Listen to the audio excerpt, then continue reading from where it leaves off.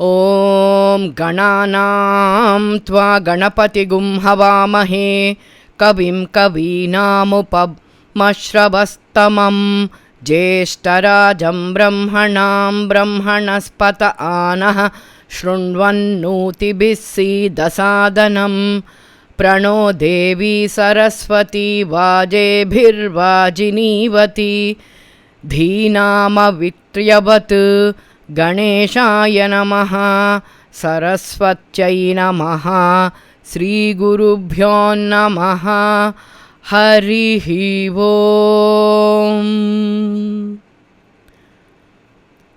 Overview of Sri Rudram.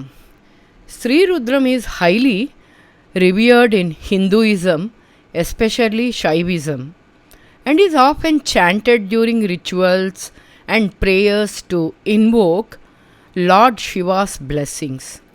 Many people perform rudrabhishekam and ekadasa rudram during Shivaratri and also the auspicious month of karthika or karthikamasam. The ekadasa rudram, which involves chanting the Sri Rudram 11 times, is a particularly significant ritual. It is considered one of the most essential hymns in Hindu worship, embodying a deep spiritual significance. I have been chanting Sri Rudram for about 20 years now. I must mention Sri Hari Achyuta Rama Sharma Garu's name when I start this podcast on Sri Rudram.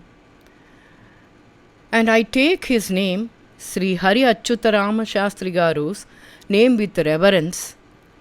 When I went to Chennai landmark around the year 2003, one specific CD attracted me, that is the Sri Rudram by Sri Hari Achyuta Rama Shastri Garu and Purusha Suktam and other Vedic verses. Immediately I picked up in the landmark. I came home and played for the first time and got flabbergasted for its beauty, clarity, and the clarity especially of the pronunciation. And these mantras immensely influenced me and also attracted, and they have generated a deepest desire in me to chant along with Sri Hari Achyuta Rama Shastri Garu's CD. Then I started chanting daily, and that has become a regular ritual or a habit of listening and practicing. Around 2003 time in Chennai, there were not many Telugu books I could find in landmark. Maybe there were places, but I was not aware. I did not have a textbook or a book with the Vedic scripture in Telugu, because my mother tongue is Telugu. When there was a deep desire to do something, God would show the path. You all believe, I think. I believe it immensely. And then, out of nowhere, my elder brother Sri Bhamidipati Subbarao Garu gave me a book out of nowhere. Since then, I started listening to this particular CD, and I was making my notes, especially on the pronunciation, and with the help of the book, with the Vedic notation in this Telugu book, started practicing and chanting.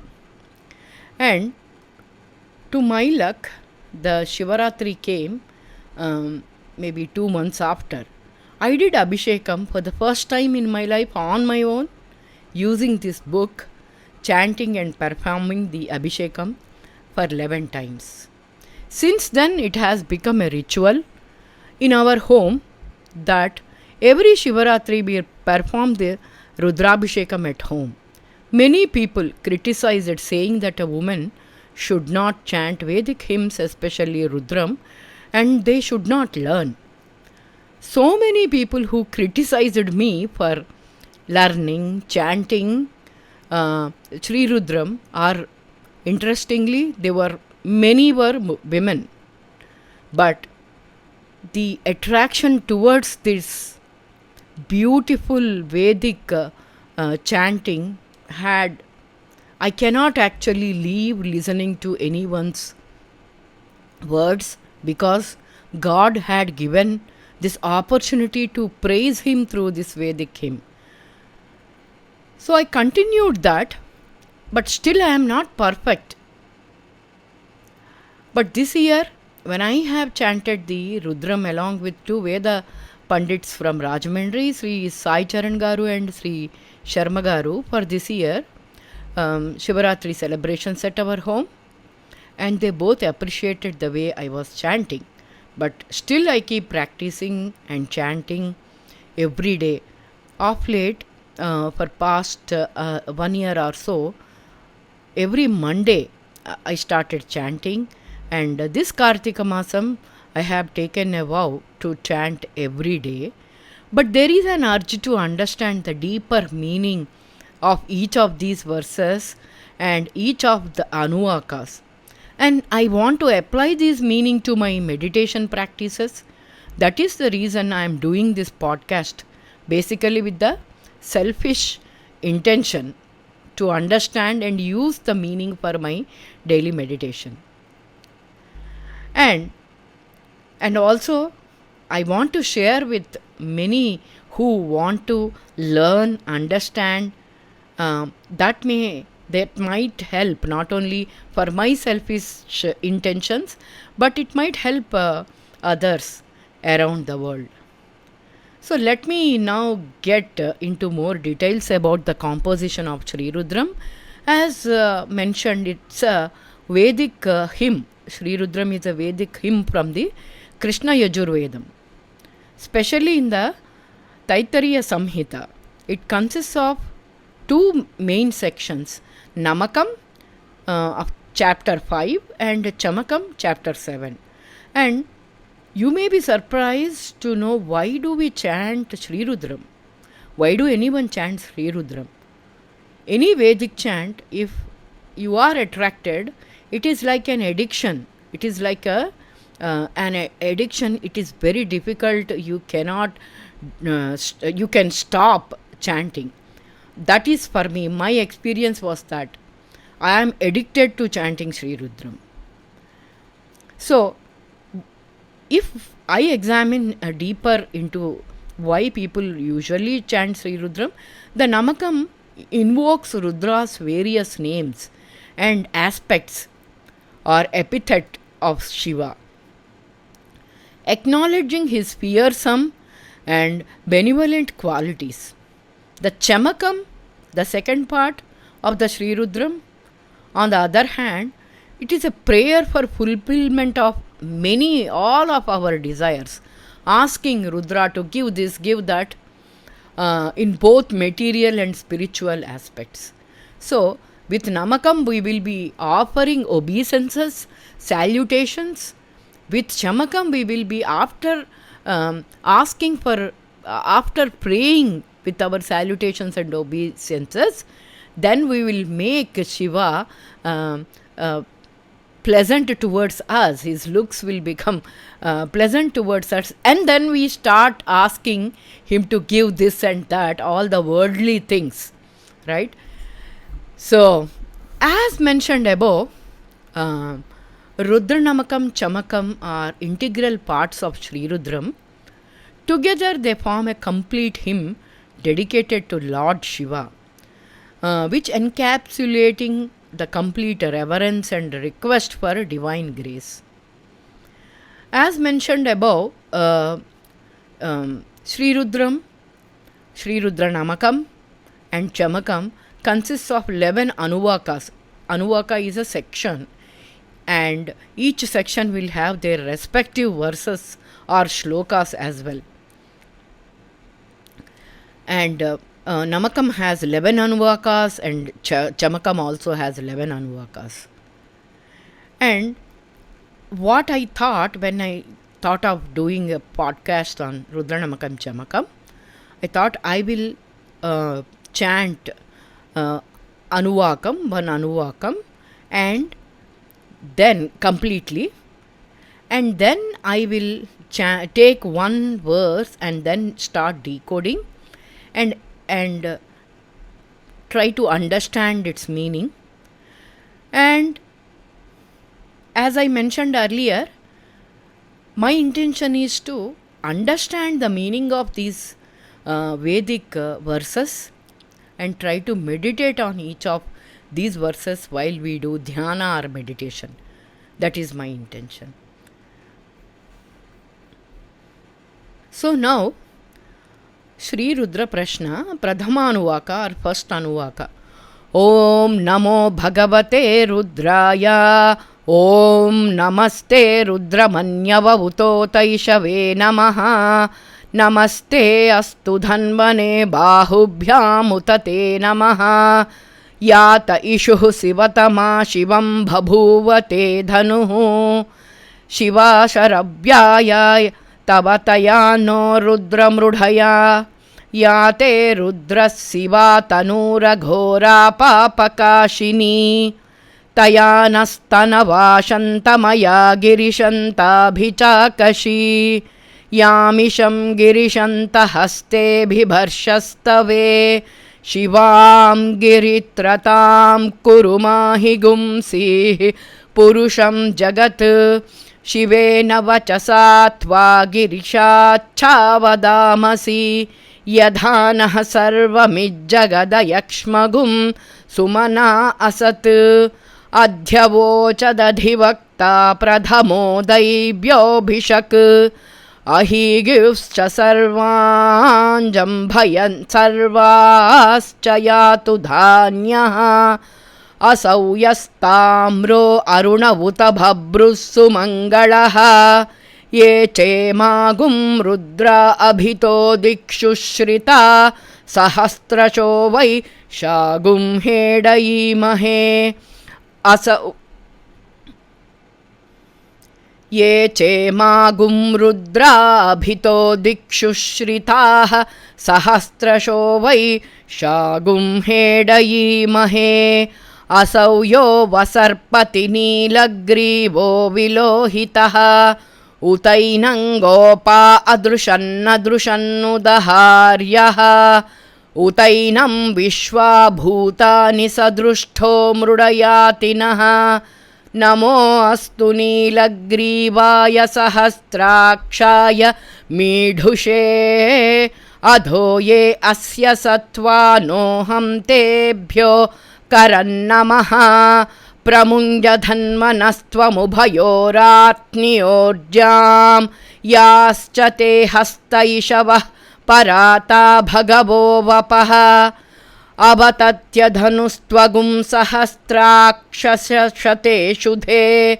Nisirya salyana mukha shivona sumana bhava. Vijjam dhanukka pardhino vishalyo banabagum uta. Aneshannasyeshava abhurasya nishangatihi. Yate hetirmidushtamahste bhabhuva te dhanuhu. Tayasman vishvatasmayakshmaya paribhuja. Namaste asvayudhaya natataya drishnave. Ubhabhyamutate namo bahubhyam tava dhanvane. Parite dhanvano heti rasman vrunaktu vishvataha. Adhoya ishudhistavare asmannidehitam. Namaste astu bhagavan vishveshwaraya mahadevaya. Trayambakaya tripurantakaya. Trikagnikalaya kalagnirudraya. Neelakanthaya mrutyunjayaya. Sarveshwaraya sadashivaya Sriman Mahadevaya Namaha. Now let us start decoding Anuvaka 1, verse 1 of Anuvaka 1. Om Namo Bhagavate Rudraya. Namaste Rudramanyavavuto Taishave Namaha. Namaste Astu Dhanvane Bahubhyamutate Namaha. Here Om, the verse starts with Om. Om denotes the base for this universe because Om is the primordial sound. Namo. We are starting the verse after Om. We are providing our salutations to the Supreme Lord Shiva. Then Om Namo Bhagavate. The Bhagavate is the Divine One, the Supreme God. In Hindu philosophy, Bhagavan, why we are calling Bhagavate or Bhagavan? Bhagavan is a title often given to the Supreme Being, especially about Lord Vishnu, Lord Shiva, but it can refer to any form of the divine or divinity with the ultimate attributes of God. Who are qualified to be called as Bhagavan, in Vishnu Purana and Bhagavad Gita, it is described that Bhagavan has 6 supreme qualities. When I was reading Sri Rudram book by Swami, Sri Swami Dayananda Saraswati ji, he had beautifully mentioned about the divine qualities of Bhagavan. So, as per Vishnu Purana and Bhagavad Gita, Bhagavan has 6 supreme qualities. Shadgunopetam. So, Shadguna, 6 virtues or 6 qualities, which distinguish Bhagavan as the all-perfect and all-powerful being. Now, let us go through some of the qualities of Bhagavan. Aishwaryam, or supreme sovereignty or lordship. Bhagavan possesses absolute sovereignty over the universe. That means Bhagavan has control over the creation and preservation and destruction and complete authority and dominance over all beings and realms.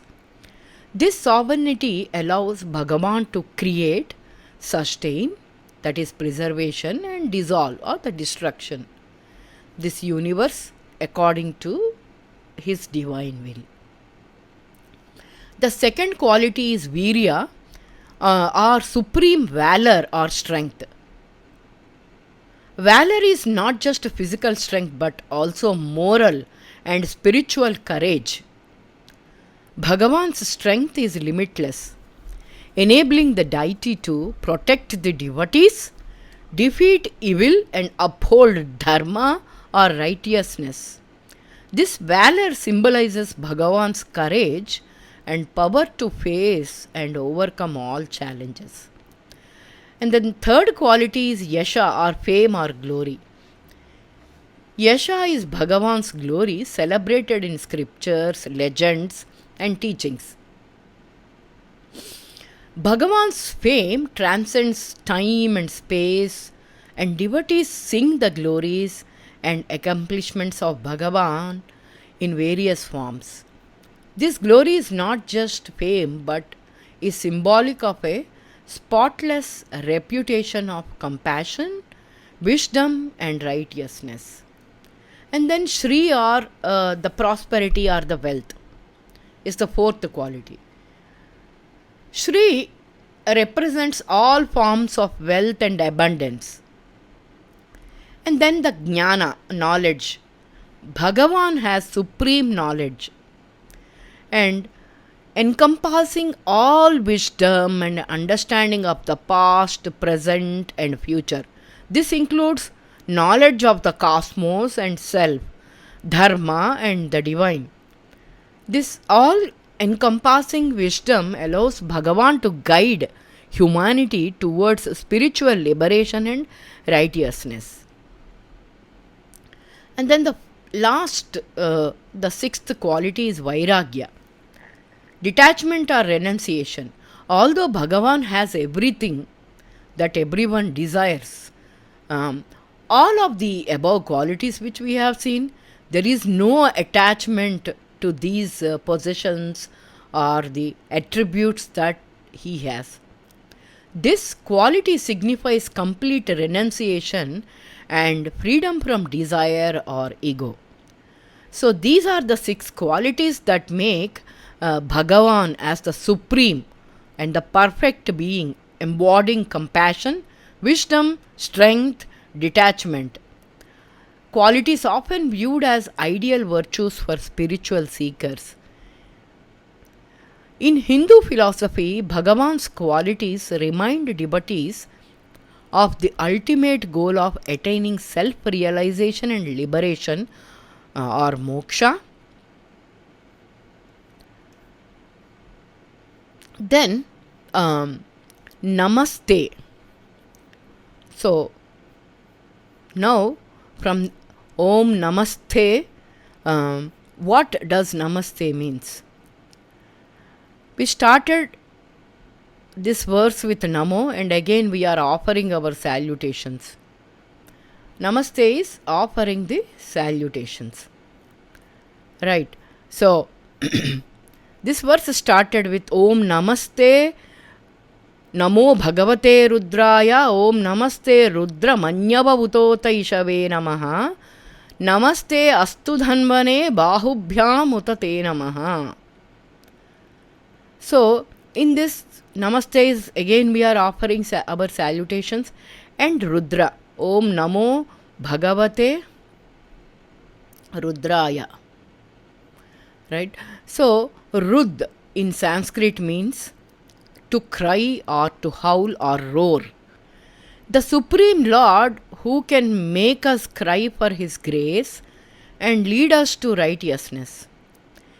He is the fearful form of Lord Shiva. Rudra is the fearful form of Shiva. And Shiva, when we take the name Shiva, is the auspicious form or the pleasant form. When we take the name Rudra, he is the fearful form of Lord Shiva, who has a fearsome quality and simultaneously shantam nirmalam, quiet and peaceful. That is Shiva. Another interpretation of Shiva or Rudra is that he is like a father who punishes his children for their wrongdoings and will be pleased with us when we are on the path of righteousness or piousness. So we need to make him make him to be pleased towards us always. So we need to make our Father happy. Then he will be pleased towards us. How we can make him happy? Taking the path of righteousness and piousness, offering our salutations, obeisances, and performing all the rituals prescribed in our Vedas. So because of this dual nature, one is angry side, another one is pleasant side, Shantam Nirmalam, another one is Rudra side. We can consider Rudra a complex deity, or we can infer this as he is a fearsome to those who are not realized and are on the wrong path, and peaceful to those who ask for forgiveness and have deep devotion towards him. As the Rig Veda describes, he is the mightiest of the mighty. And Rudra or Lord Shiva manifesting the divine energy that can create and destroy this entire universe. Rudra Manyavaha. Rudra Manyava, Manyu means, in Sanskrit, Manyu means anger or wrath, which denotes the anger of Lord Shiva for unrighteousness deeds or adharma and action, adharmic actions of humans. Rudra punishes unrighteous people through the Manyu or anger to keep the righteousness on this planet and keep the balance. When there is adharma, Lord Shiva in the form of Rudra punishes those wrongdoers. Manyava Utota. Now Utota. What is word Utota? Utot here in this verse, the word Utot used as a conjunction word that can be translated as further or also. In this specific context of this verse, this conjunction serves as the continuation of references to the Rudra. Utota Ishave. Now, Ishave is, or issue, means arrow. Ishave is the arrow. It is derived from Sanskrit word issue. From the context of Rudra Namakam, Ishave, issue or arrow signifies the power and ability to protect or punish based on the deeds of humans. These arrows signify divine justice and protection. When a devotee prays to Lord Shiva with focus and devotion, they invoke his Ishave or his arrows to protect them. In this verse, addressing Rudra with arrows signifies praying to Rudra to be auspicious towards us and not show his fierce side of Rudra and only show the peaceful and merciful side, that is Shiva.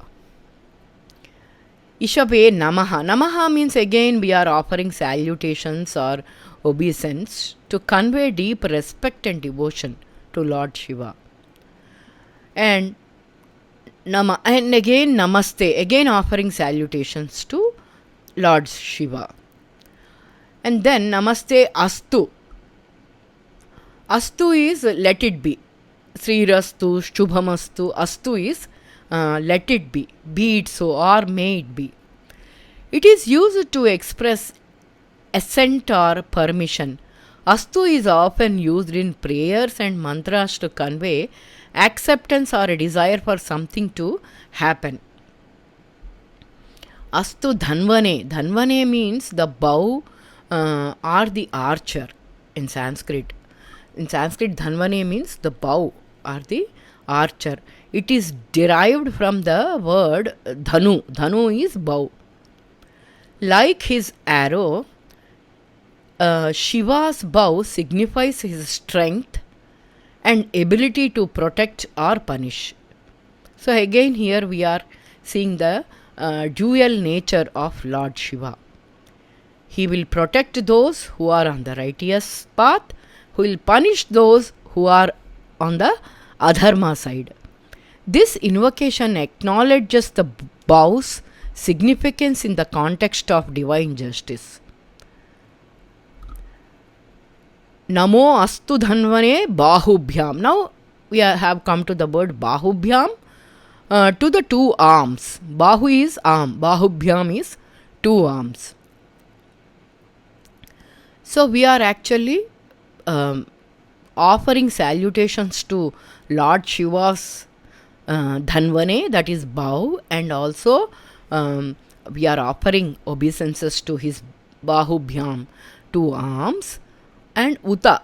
Uta is further or also. Utate namaha. Again here we are offering salutations. So it is often seen throughout Rudra Namakam the word namaha or namo, namaste, which offer salutations or obeisances, as that is the reason Rudra Namakam has got the name as Namakam. We are offering many namaskarams or obeisances or salutations.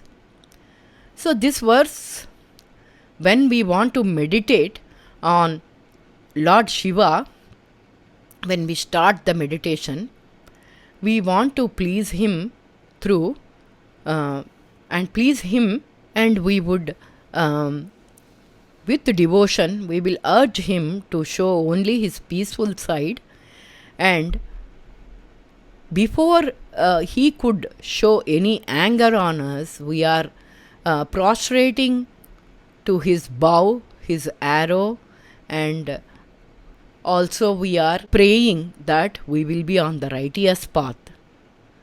And we will also request Lord Rudra not to be fearful towards us, but show his peaceful side. So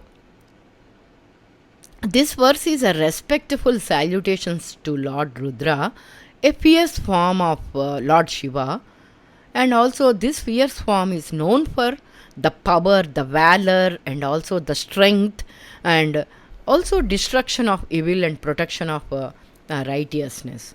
The verse acknowledges Rudra's divine anger. Divine anger, he has divine anger for providing the divine justice, which is not mere wrath but a powerful force that removes evil and negativity on this planet or any planet. Om's salutations to the divine Lord Rudra. Salutations to you, O Rudra, with your fierce and righteous anger, and to your arrow. Salutations to your bow and to your powerful arms. So that is the essence of verse 1 of Anuvaka 1. Om Namo Bhagavate Rudraya. Om Namaste Rudramanyavavuto Taishave Namaha. Namaste Astu Dhanvane Bahubhyam Utate Namaha.